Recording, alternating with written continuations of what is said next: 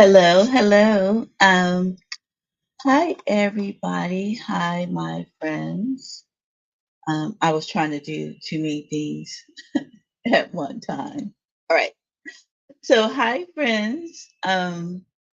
This my name is DRD, and I am coming to you today for segment 4.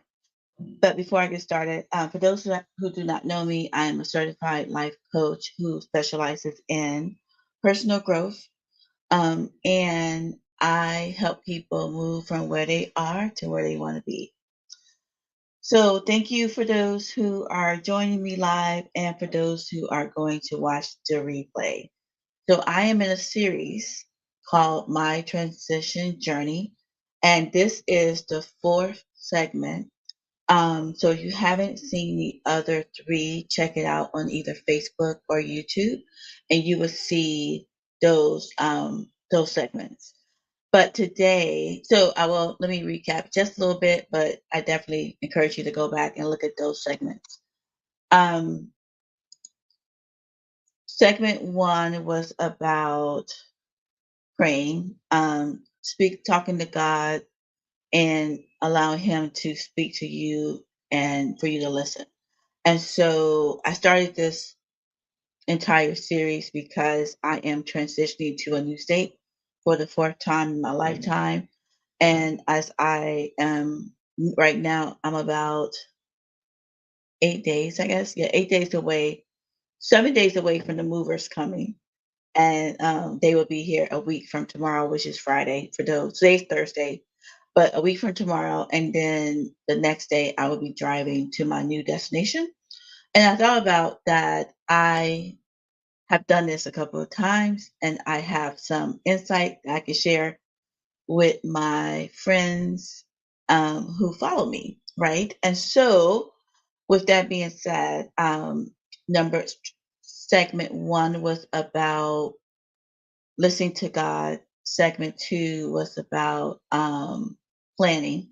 So once you have received that confirmation that you need to transition, and that transitioning, as we discussed before, is not just like for me right now is moving to a new state. That transition could be a job. You're transitioning jobs. You're transitioning careers. Going to a completely different career. Maybe you're transitioning from high school and you're in your first year of college. So that's the transition. Another transition could be you're going from um, just being you, and now you got married, so now you added someone else in your life on a daily basis, in your home, or it could even be you going from not having any kids to having kids. So it's so many different um, varieties of transitioning, but I do believe that these steps will help you no matter where you're at and what you're transitioning to or from. I just really believe they'll help you. So the Tuesdays, which was the third one, was about research. So just doing a little bit of recap. So we prayed, we know we need to transition, we prayed about it, we've heard God's voice, we received confirmations that yes, this is what you need to do. And then we start to plan. And planning was all about the timing, like asking ourselves, what is the timing for me to make this transition? What are my dependencies? Am I dependent on my spouse, his or her schedule, or their job, or I'm depending on my kids being in school, and I need to wait till they get out of school to move. If I'm changing careers, is there financial dependencies to doing that? So really asking yourself what are your dependencies and making a plan to address those dependencies. And that was part of planning. And planning was also about your timeline, things you had to get done, things of that nature. And then our third segment was about research and how research is so important. And many times we have an idea, we want to do something, and then we just go, okay, well, I'm going to go do it.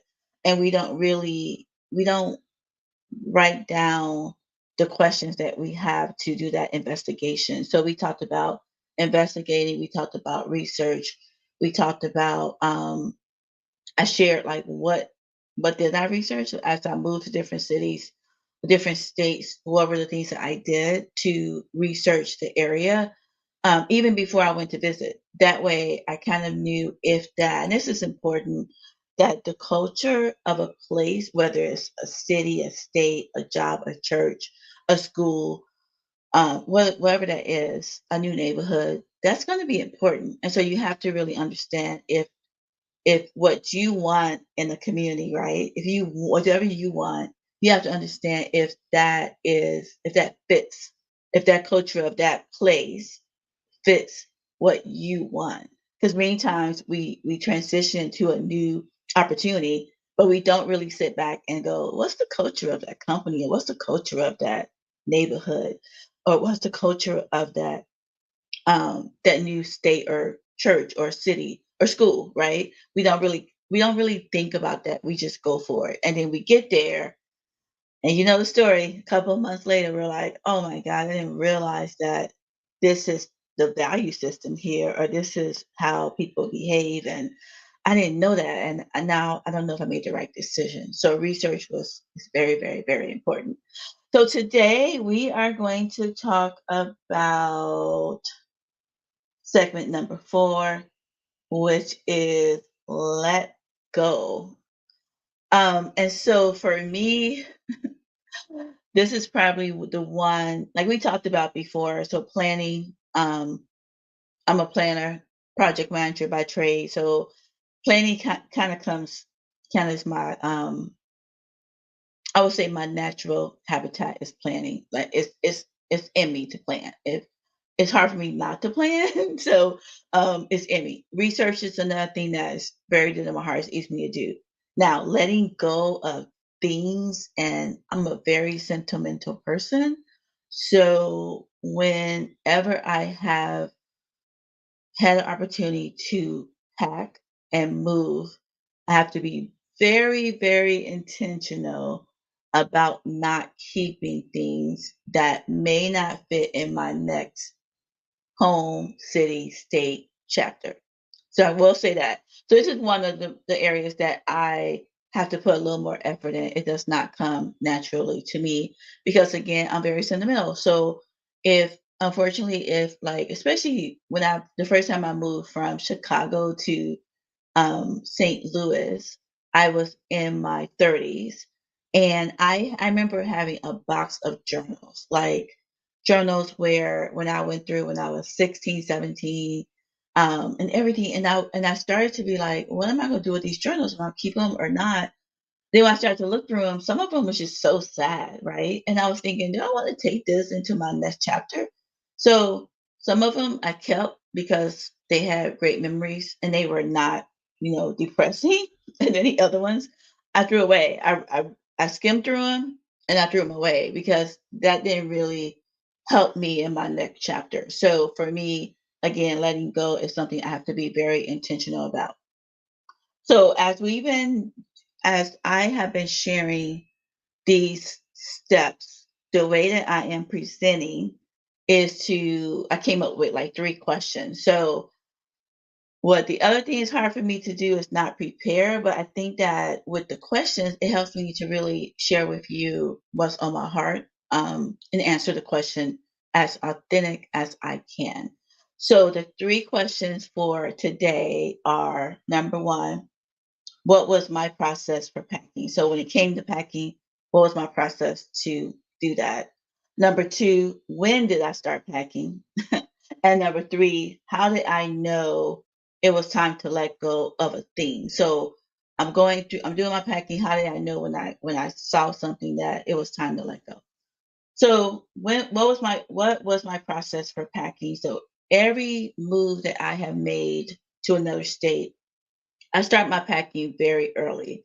So pretty much as we went through those steps, right? So once I have gotten my confirmation from God that yes, it's time, you're going to be moving soon, and then I started planning, and I've kind of figured out that timeline. I think the timeline for me has been the driver of when I will start packing. So for instance, for this transition, um, I knew February, March that my new destination was going to be. And so I didn't start with packing first. I actually started with listing what I wanted to sell. Because I thought some things I was like, yeah, I think I want to buy a new dining room table, for example, a smaller one, because I had a big one. Or I want to sell this rug. So I started to list out things I want to sell. So that was my first step. And then I started packing when I went to Dallas Fort Worth area at the end of June for 2 weeks. I when I came back, I started packing, I believe. So now I'm moving in September, and I started packing in July. And so how I started was I just um it's summer in the US, where I am now, and so my first step was to take all the clothes that I knew I was not gonna wear over the next 2 months, and I packed those first. So that was the first thing I did, was like, "Okay, these are clothes that I'm definitely not gonna wear from now until September, where I am now, so I can pack." And I, like, looked at them, decided if I was gonna keep them or not. Sometimes I tried them on to see if they still fit the way they they were fitting back in the winter. And so that was my first step. I also started to look at, do I have boxes? And fortunately for me, I just moved last year. And so I kept some really big boxes. So I felt like I didn't have to buy boxes. Then my question was, do I want to invest in a couple of totes as well? So that was my process, or my process for packing was to start with the things that I'm not going to use. And so that's been my steps since I knew I was moving, was to just clean out cabinets. So over the weekend, I purchased all my paper goods. So I purchased paper plates, plasticware, and even bowls and saucers. Because I work remotely, so I'm home all day, and I use glass all the time. And so I was like, I need to pack up my dishes so I can just have them packed. And so I did that like this weekend. And so now my kitchen cabinets are pretty much all packed up. I think I have a few things like pots and pans because I'm still cooking. So I do have those, but for the most part, everything's packed up and ready to go. So that was my process for packing. And I also answered the question, when did I start packing? So if you think about it, if you think back, that would have been 2, 4, 8, 10 weeks ago. So 10 weeks from when I'm moving is when I started packing. I would encourage you to start packing as soon as you can, because the most stressful experience that I've had with moving came because we were still packing boxes and the truck was outside. So we had to fill the truck, and it was a lot. And I would never do that again. Like when the moving company comes to pack up my boxes and put them in, I pack myself when they take and load into the truck.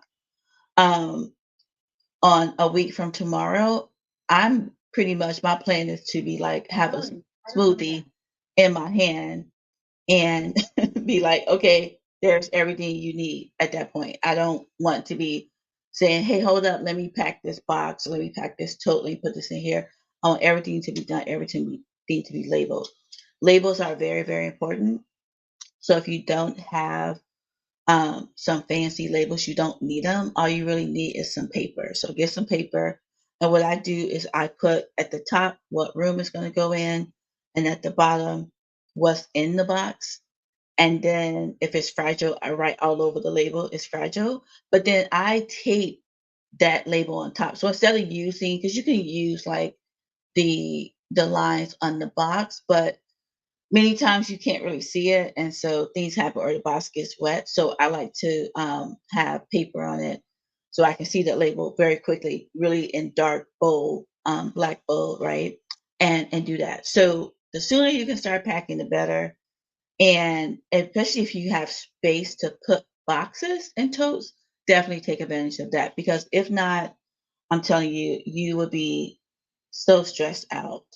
if you wait too long. And if even if you can do a little bit every day, consistency is so important. And I teach consistency in my personal um, personal growth mastermind class. I talk about consistency because it's one of the laws in the book, the 15 valuable laws of growth.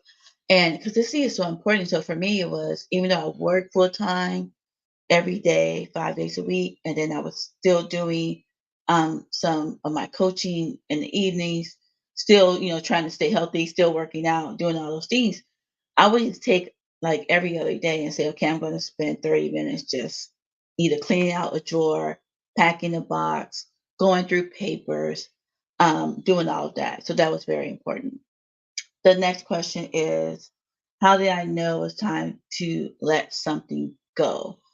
So for me, there is an organizer, I think it was an organizer, or maybe it's the minimalist that say hold like if you like you're going through your closet and you're going through clothes. And I think it was the organizer who said, look at the piece of clothes and say, when the last time I wore this? Number one. So if you're looking at a sweater, right? So it's now, it's not quite fall, it's still pretty warm here in the US. But eventually it's gonna be fall and the weather's gonna season's gonna change for those of us who are in states that the season change. So many times and I did this in Chicago a lot. Like I would have my quote unquote winter clothes and I would pack them up in a tote when the spring and summer came, and then when summer was over, I would pull out my fall and winter clothes. That way, it didn't take up all the space in my closet. So when we do that and we pull those clothes back out and we look at that sweater, many times what we do, because it's our sweater, right? Many times we just look at the sweater and go, "Oh, it's a cute sweater," and we just hang it in the closet. We're on autopilot where we think everything that is in that tote, everything from winter, fall and winter of the previous year should go into my new fall and winter. So think of it like you are taking things to that new chapter. So it's a new season, but then we still bring in the old clothes. And it doesn't matter. We don't even try the clothes on to see if the sweater still fits the way it was fitting last fall or winter. We don't see if we still like it. Maybe our style kind of changed and we don't even like that color anymore, but we just keep it because again, we're on autopilot and we take everything out and put it in the closet or we put it in the drawer. And so the organizer was saying that when you take something out of that storage, look at it, but think about, is this something that I like? Do I love it? And then what do I want to do? So it was like three areas, three decisions to make. I would say 3 points. One was keep it. So that means you're going to keep it, hang it up, put it in the drawer. Number two, donate it. That means you're going to give it to a nonprofit or a resale shop or something. And number three was toss it. That means you're just going to throw it away. And so you have to ask yourself that when it comes to moving. So when you're going through a box of things or you're looking at knickknacks you have around your house or even like artwork, as you notice behind me, my wall is empty because I've already taken down. I'm starting to take down artwork now as well as I pack. But even things like that, like sometimes I'm a word art person. And so for me, the last 3 years, all I purchased, especially when I moved into my place, um, and all I purchased was word art, like words that spoke to me because I was like so broken and so down. And I just need to look at these every day. Well, some of those word art, I don't really want to take it to my new chapter because I have a different mindset. I don't need to be reminded that I'm good enough because I know now that I'm good enough, right? I don't need to be reminded that I'm worthy because I know now that I'm worthy. So now I have to like shift my perspective and say, okay, what of these that were on my wall in this chapter do I take with me in my next chapter and which ones do I just donate? And maybe you never know, there may be somebody who goes to this resale shop or finds it that that's the word they need. And if I keep it and hang on to it, then I'm not blessing other people. And so I would say keep that in mind too. So one of the things is as you're looking at um, a box of things, material things, I would just encourage you not to be so tied to those things, but to be able to say either how can this bless somebody else, or does this really just need to be thrown away, or I'm going to take this into my new chapter. And I think if you have that perspective, it's a little easier to let go. And I will say, as I said earlier, I am very sentimental, so I would keep I mean, before I have grown a little a little in the area, I would keep like little bitty things like somebody gave me a something like a nice card and they may only wrote their name in it. I would just keep the card because I like the picture on the front. The fortunate thing with cell phones now, you can just take a picture of the card and now you have a digital copy of it. So that's also my recommendation. Um, and then last, um, those were my three questions. So, what was my process for packing? When did I start packing? And then, how did I know it was time to let something go? The other thing for me is sometimes think about, so yeah, I moved probably like between 2020 and 2023, which is right now. I think I moved like 4 or 5 times because I moved from the house I was living with my ex to a room at my friend's house with her kids. And I moved from there to my aunt's house in Alabama. And then while I was with my aunt for a couple of months, I moved to my own place, which was a 3 bedroom apartment.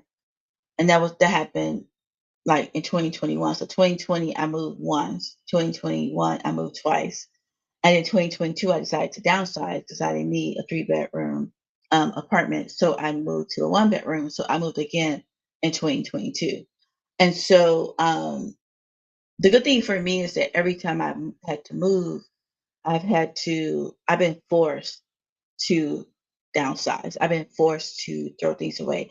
I've been forced to where I couldn't take everything. And I remember the first time that when I moved from Chicago to Montgomery, and I had a storage unit, and I didn't want to rent a trailer or a truck to come to Montgomery, and I have like a hatchback, so I had put the seats down, but I have a dog. So my dog normally will take up the entire back seat. So I had to like put one seat down and give him only the double seat kind of, and he didn't like that. He was kind of squished, but he was okay. But what I had to do was prepare myself for only bringing to Alabama the things that would fit in my car. And I will tell you, my car was packed to the rim. Even the front seat on the bottom was packed. Behind my seat was packed because when I thought about the things that I needed to be okay for months because everything else was in storage. I had no furniture. So I just had things, right? I was like, well, some of this sentimental things could stay in my storage. Other things could stay in my storage, but I need my computer to work. I need clothes. I need this. I need that. And so that really was the first time that I had to be very intentional about what I was bringing with me into my new chapter. And that's why I'm sharing that because I think many of us, we just, we're moving and we're just like, oh, pack up everything, let's just go. And we don't, like, if we had limited space, just think, like, if you had a 4 bedroom house that could fit a big, I don't know, 24 foot, 27 foot feet truck, right?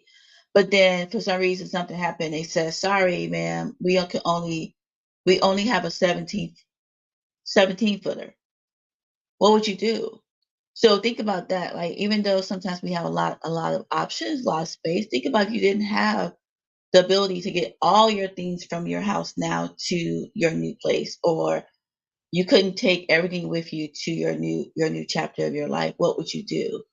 And so that's why it's so important to it's almost like purging too, I feel like, because many times we hold on to things that we don't allow blessings to come. because we're too busy holding on. And some of those things are great to hold on to, and some of those things that we're holding on to from people who have passed on, it's like it just brings us down. So that's the other question that I would ask myself, especially when I came across things that were brought back certain memories.